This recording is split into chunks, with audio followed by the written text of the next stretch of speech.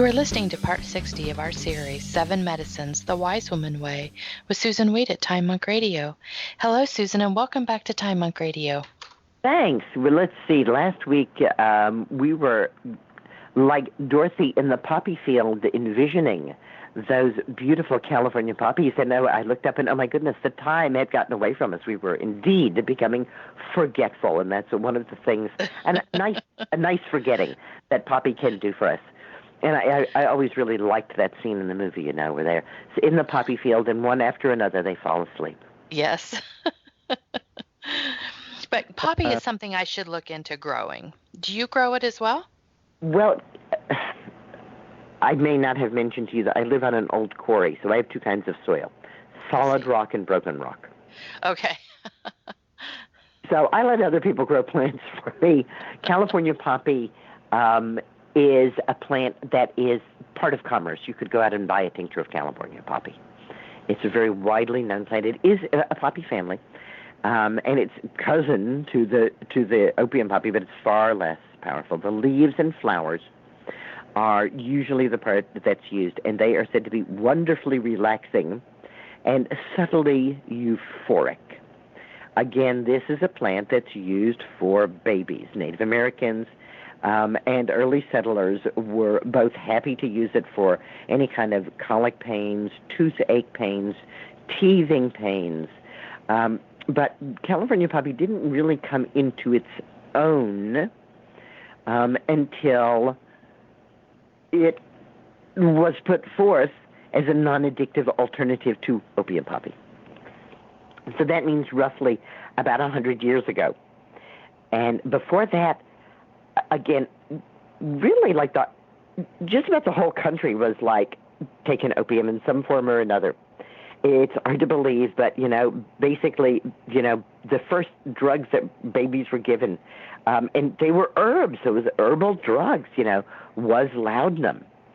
And as we got into the 1920s, and suddenly these things became illegal, you couldn't get your preparations of laudanum anymore, people were kind of freaking out. And California poppy then kind of raised its beautiful orange head and said, well, what about me? I could be the one, and I am not addictive, and so you can use me when you need to calm down, when you feel restless, when you're anxious, when you're in pain, when you're under too much stress, or when you just cannot go to sleep at all. California poppy contains isoquinoline alkaloids, flavone glycosides, carotenoids, and some very interesting volatile oils. It is classified as a nervine, a sedative, an analgesic, an antispasmodic, an antihistamine, and an herb that is excellent at relieving anxiety. Wow. California poppy, how wonderful. This is an article by Anne McIntyre, who loves her California poppy. It's an excellent herb for the nervous system and can be thought of as a gentle touch to the emotions and a calming remedy for times of stress. Research has borne out its sedative and anti-anxiety properties. Suitable for both children and adults, it reduces anxiety and tension throughout the day and can induce sleep at night without side effects, drowsiness, or stupor. I like to use California poppy to ease depression, restlessness, and agitation, especially for people who find it hard to let go and relax, for people who push themselves too hard and are exhausted but don't really know it. California poppy's antispasmodic action relaxes all the muscles throughout the body. It's really useful when what's keeping you from sleeping is tense, aching muscles. It's really useful for stress-related gut problems, colic, gallbladder pain, irritable bowels. I like California poppy for relieving tension, headache, and for treating bedwetting in children. Whenever there's a stress element in asthma or spasmodic cough, I think California poppy. In fact, I use California poppy just about any time there's any stress-related condition. By calming the nervous system, California poppy calms the heart, improves the circulation, relieves palpitations, and even reduces blood pressure. The cognitive enhancing properties of California poppy can be useful in the treatment of behavioral problems such as ADD, ADHD, that's hyperactivity in children, as well as adults. It's been used to improve intellectual capacity, memory, and concentration in the elderly. And I would just like to stop here for a minute, because we've now come to the kind of herb that I'm talking about. California poppy, yes, it's in the poppy family, but it's not the kind of big guns herb of the Papaver somnifera, right? Poppy that puts you to sleep. No, California poppy here, very mild. And it is going to improve intellectual capacity. It is going to enhance our cognitive powers. It is going to relieve stress. Unlike the drugs, California poppy is a plant that is safe to use and that whose side effects are to improve our health. California poppy certainly would be a plant that I would think of if I was addicted to sedative drugs and wanted to begin the process of coming off of those drugs. Rudolf Weiss states that the effect of California poppy is to establish equilibrium. It is well worth using when withdrawing from any addiction, whether it is alcohol, sedative drugs, tobacco, or street drugs. California poppy has been shown to inhibit the enzymatic degradation of dopamine and MAOB, as well as to improve the synthesis of adrenaline. I like California poppy as a tea or a tincture, although I've also used it externally in lotions and liniments to allay tension, headaches, migraines, toothache, neuralgia, sciatica, earache, back pain, arthritic pain, sciatica, and the pain of shingles. Apparently, the tincture or paste of the seed pods of California poppy was used to suppress lactation in breastfeeding women, but I cannot attest to this because I have never used it in this way. From an Ayurvedic perspective, California poppy cools heat and reduces excess pitta. It makes an excellent remedy for irritability, low self-esteem, depression, headaches, insomnia, being overly critical, overachieving, overanalytical, and for obsessive-compulsive disorder. As California poppy reduces pitta and the rasa and rakta dhatus, it is useful for relieving palpitations, hypertension, as well as a host of other problems. California poppy is contraindicated if you have glaucoma. I wouldn't take it if you were taking a tranquilizer or a central nervous system depressant like opiates, benzodiazepines, anesthetics, tricyclic antidepressants, or anti-epileptics, or phenobarbital. That's what Ann McIntyre says. What Susan Weed is saying is that you can use small doses of California poppy, as she previously said, to help you overcome your addiction. You're not going to be able to help yourself overcome that addiction if you don't, as you're tapering off on the sedative drug, start tapering on with California poppy. The tincture can be taken in tiny amounts, and that's where I would start, is 1 or 2 drops of the tincture. And as we come off of those drugs, increasing the amount of California poppy tincture. Remember, it should have very much the same effect of those drugs, but without the possibility of addiction.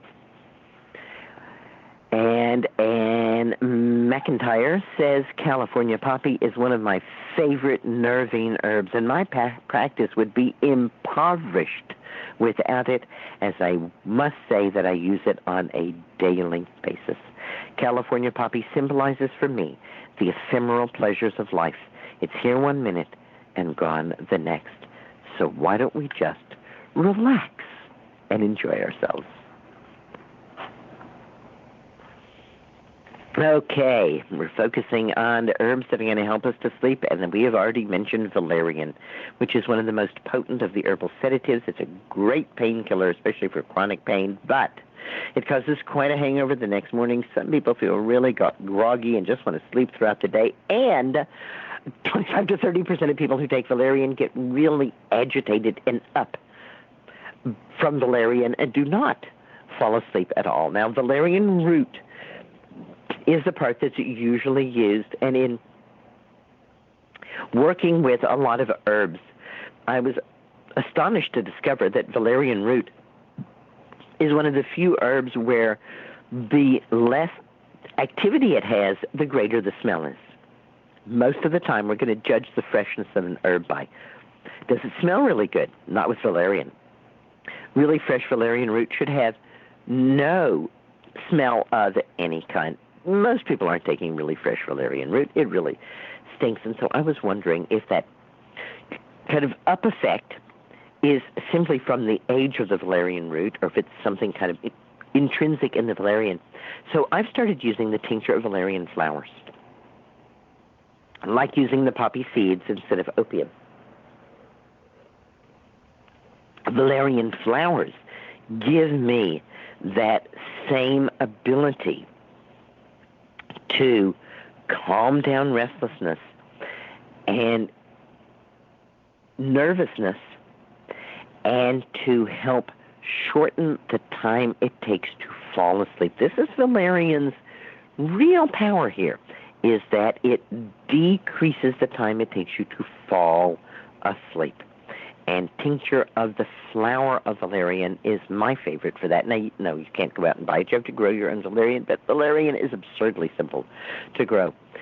So see if you can get some valerian. When it flowers, it attracts all kinds of beautiful, beautiful butterflies. So you got a great plant for the garden, an easy plant to grow, and then you can make tincture of valerian. A 2005 study reported in the journal Sleep that valerian root plus hops is as good as any drugs for countering insomnia. How about that? Valerian also reduces nighttime waking. In addition to combining it with hops, it also combines very well with California poppy, skullcap, or passionflower if you feel that you need more than one plant. Valerian can be taken as a tea. Yuck, I doubt you'll do that. Or as a tincture. And the standard starting dose of tincture is 2 dropperfuls, and that can be raised to 5 dropperfuls. I like to take herbs that are going to induce sleep while I'm already in bed. So I have the herb right there with me, the tincture bottle, and a glass of water, actually usually 2 glasses of water. Again, as I said, I don't suffer from any sleep problems, but this is what I suggest to people, and that they have whatever tincture they're going to use to help induce sleep, and put 3 to 5 drops of it in some water. Not too much, not a full glass. Remember, we don't want to get up in the middle of the night and have to pee. So just a sip of water and drink that down. And then have another glass with a sip of water, and you can put a second dose in that second glass. Read a little bit by candlelight, listen to some soothing music with headphones if you want to, and then within 5 to 10 minutes, blow out a candle. You should be doing this by candlelight, not electric light, and fall asleep. If for some reason you do not fall asleep within 10 minutes, take that second dose. Passionflower is as effective as benzodiazepine. It is the official herbal tranquilizer in Germany. So we have 2 herbs now that have been clinically shown to be as good as the drug sedatives. And they don't cause side effects, and they are not addictive. I have never heard anyone say they became addicted to valerian, and I have never heard anyone say they became addicted to passionflower, nor could I find in literature search any such assertion by anybody, no matter how conservative. Passion flower, yes, is indeed the plant that gives us passion fruit. And if you live anywhere in a frost-free area, passion flower is a weed as well as incredibly easy to grow. I can grow it in a pot here in the Northeast, and I use a tincture of the flowers. It is especially useful for people who have trouble sleeping because they are overworked, exhausted, or can't get their brain to shut off. In England, passion flower is found in 40 different commonly sold sedative preparations. It is considered to be a specific for tension and anxiety. In recent research, passion flower extract at 45 drops daily, that's about 2 dropperfuls, was shown to be as effective as oxazepam, which it was tested against. Passion flower is also an antispasmodic, so for people with constant nervous twitching and sleep problems, it is specific. Passion flower is completely safe for children and has no side effects, even in extremely large doses. That large dose of the tincture, a couple of dropperfuls, can be repeated several times if need be. So if we're using passion flower to help us get to sleep, a sip of water with 2 dropperfuls of passion flower tincture, and then another sip of water. Again, I find that the tincture that I made just from the flowers, I don't have to use that much. That's probably not what you're going to be buying. The people of the native people of North America were well aware of passion flower, especially in that southern area where it grows so easily. And they used to make a tea from the whole vine to soothe nerves. Over the past few centuries, passion flower has been used more and more as a calming herb to relieve anxiety, fatigue, insomnia, seizures, hysteria, and hyperactivity in children. By the time that we get to the 20th century, passion flower has become an ingredient in many over-the-counter sedatives and sleep aids. And again, this coincides with the sudden disappearance of laudanum from these formulas.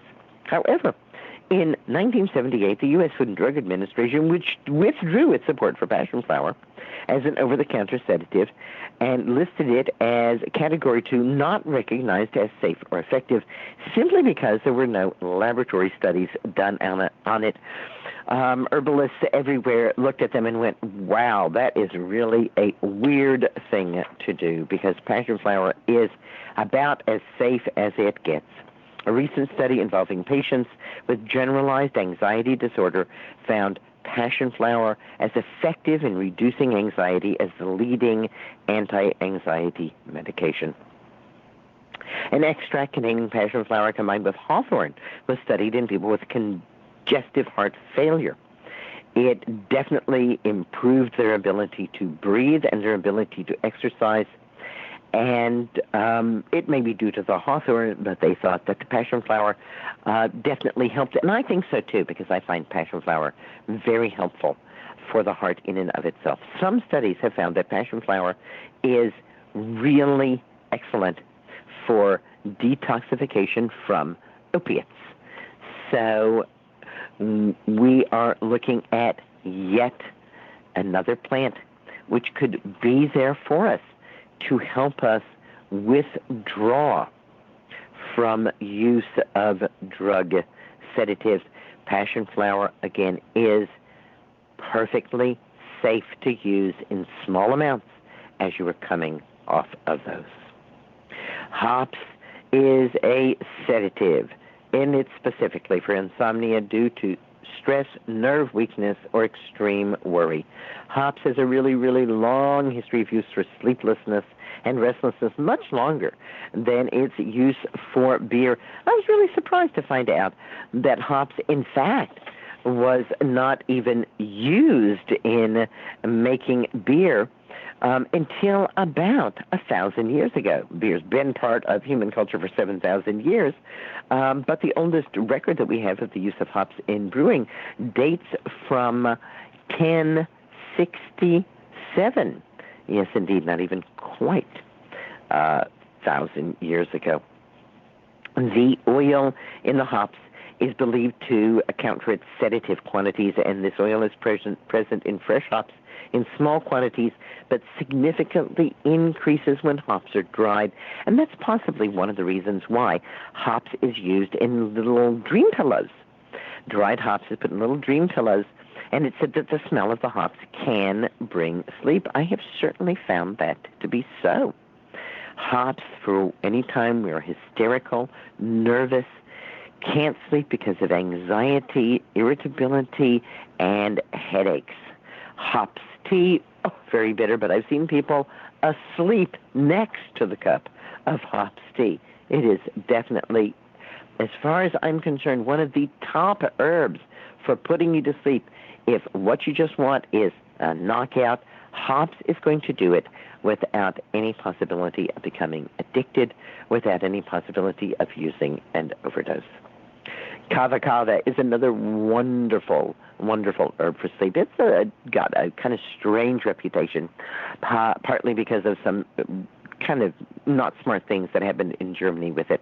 But it is a Polynesian plant, and it imparts an incredible calm feeling, relaxing to the entire body, and enhancing of communication and dreaming. It directly counters sleeplessness and fatigue, and yet at the same time, it can help us to sleep. So we often say that kava kava goes whatever direction you want it to. As you're consuming the kava kava and you say, I need to rest, I need to go to sleep, wow, that's where it goes. You say, I want to stay up all night and dance, or I need to stay up all night and work on this paper. Kava kava can take you there too. We talked quite a bit about chamomile, so let's talk a little bit about some marvelous mints. All of the mints are just ideal for dealing with especially anxiety. Motherwort, the perfect herb for the fried or frazzled mother, stops heart palpitations. Skullcap, one of my favorite sleep-inducing herbs, a bitter, cooling herb, especially useful when the sleep is interfered with because of nervous fear. It's especially effective in helping children with ADHD. Catnip, woohoo! Great for children with ADHD. Lavender, a gentle, strengthening tonic for the entire nervous system. Lavender bath or lavender tea with milk. Throw a few lavender flowers into a pan of milk and drink it before bed with some honey. Wow, you will go to sleep. Lavender pillow. All of these marvelous mints can be smoked, can be used as a tea, or can be put in a pillow to bring deep and restful sleep. The only thing we're not going to do with these mints is we are not going to make a nourishing herbal infusion with them. Lemon balm. What did we say at the very beginning about lemon balm? That lemon balm was the herb of sleep in Germany. It is absolutely the official drug in Germany for people who have difficulty falling asleep. Catnip contains nepentolactone, which significantly increases sleep duration. We would also want to think about wild dogga, native to South Africa, known for its mild psychoactive properties, but it's also a relaxant and sedative. Siberian motherwort, and somebody's going to give me some Siberian motherwort this year. She's just tincturing it now. It's native to China, Mongolia, and of course Siberia. It's also a slightly mild narcotic, creating a pleasant, relaxed state. And since it's in the mint family, not addictive. For most intoxication effects, smoke the leaf. For more relaxation, use it as a tea. Thyme is an anti-anxiety herb. Oregano is an anti-anxiety herb. Marjoram is an anti-anxiety herb. Oh, my goodness, so many wonderful herbs that can help us calm down, get to sleep, or whatever it is that we need to do. There were two herbs that I was quite interested in that were mentioned as herbs to help relieve anxiety and to help us get to sleep. And one of them is from China, and that's Schisandra, also known as Chinese Prozac. And the other one is from India, and that's Ashwagandha, called the best herb of 2007. And these are herbs that are used quite a lot in these traditions, and they are making their way into American herbalism. Schisandra is a terrific adaptogen. It is not an herb that we take before we go to bed. We take it in the morning. It is the fruits of Schisandra that are used, and especially for people who are depleted. In China, sometimes poppy seeds are combined with Schisandra for people who want to go to sleep. It improves brain efficiency, increases work capacity, and builds strength. It is quite calming to the central nervous system and counteracts the stimulatory effects of caffeine. Taken as an adaptogen, Schisandra reduces tiredness and sleeplessness. It has an ulcer preventative effect, inhibits stomach activity, and can actually help to regenerate liver tissue. Wow, is all I can say. Ashwagandha, the best herb of 2007, is also an adaptogen, and it's specific for those who are exhausted, agitated, debilitated, and under a huge amount of stress. Ashwagandha is said to be anti-aging and rejuvenating. Now, Schisandra, which is a berry, tastes pretty good. It's called the 5-flavor berry. And Schisandra is available as a tincture, it's pretty good tasting tincture, as well as the dried fruits, which can be added to various things. Ashwagandha is exactly the opposite. I remember when my mom got interested, because of me, she was a little interested in herbs, and the newspaper that she read in L.A. had an herb column every Sunday, and she cut out the column. She would always cut them out and send them to me, but the one about ashwagandha, she said, I need some of this, so I got her some ashwagandha, and I knew better than to give her ashwagandha to take as a tea. I mean, the stuff really tastes bad. I got her ashwagandha tincture, which came back. I wondered if it had gotten lost in the mail because it came back so fast, and she said, oh, no, she took one dose of it, she wrapped it back up and sent it right back to me because she knew that you would never in a million years use it as bad as it tasted. Too bad. In Ayurvedic medicine, they powder it up and try to sneak it in with other things. It's known primarily as a stress reliever and a calming tonic that has been used for over 3,000 years. It is considered to be the rejuvenator of people who are old. Traditionally, of course, it's known as a sedative and anti-inflammatory, and yet it's used to increase energy, strength, and endurance. Nowadays, ashwagandha is given in Ayurvedic medicine for a long list of things, including insomnia, senile dementia, Parkinson's disease, and a great many other cognitive and nervous disorders. I am not reading the whole list of the things that ashwagandha is used to treat because, again, that list goes on quite a long while. The chemical components of ashwagandha root have been identified, tested, and have been found to have analgesic, that means pain-killing, anti-inflammatory, antimicrobial, aphrodisiac, sedative, and immune-strengthening properties.